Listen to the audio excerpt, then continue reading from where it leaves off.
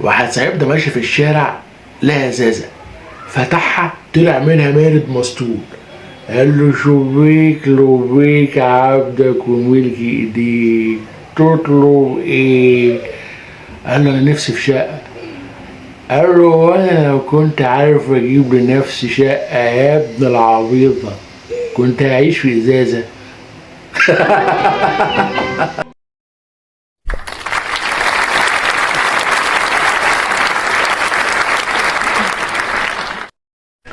ابو حماده جه من الشغل، نادى على ابو حماده قال لها تعالي جنبي يا وليه وحشتيني هاتي بوس. قالت له عيب يا راجل حماده موجود. قال ولد يا حماده وقف في البلكونه وشوف ايه اللي بيحصل في الشارع وقول لي. حماده وقف في البلكونه قال له عم ابراهيم بياكل، عم خميس راكب العربيه بتاعته، عم جمعه سايق العجله، ابو بوشه بيبوس ام اوشه. ابو حماده نط قال له ولد انت شفتهم ازاي؟ قال انا ما شفتهمش يا بابا، اوشه واقف في البلكونه بيعمل زي بالظبط. وعلى المسطول على الاخر اتصل ببوليس النجدة قال له الحق حضرتك في دم وسكاكين واسلحه و40 واحد ميتين ومرميين على الارض. الظابط قال له فين؟ قول لي المكان بسرعه. قال له افتح قناه زي افلام الهندي بسرعه بسرعه بسرعه.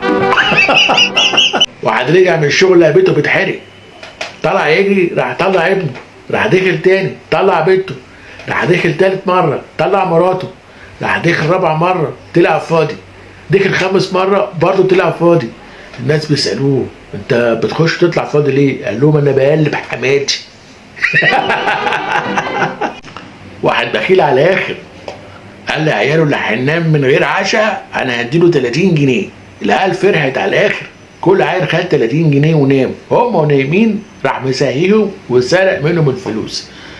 صحي الصبح قالوا له بابا بابا الفلوس ضاعت. قال لهم اللي ضيع فلوسه ملوش فطار عندي. مرة واحد بلدياتنا سافر امريكا خد معاه بلاص مشي، وقفوه هناك في المطار وافتكروه قنبله جرثوميه، شكلوا لجنه كشفوا عليه دقوه عجبهم قوي. قالوا له ايه ده؟ قال لهم دي اكله مصريه يا ابوي جميله جوي. قالوا له انت هتسيب لنا البلاص ده وتطلب اي حاجه هنديها لك. قال لهم انا عايز احدث حاجه في امريكا.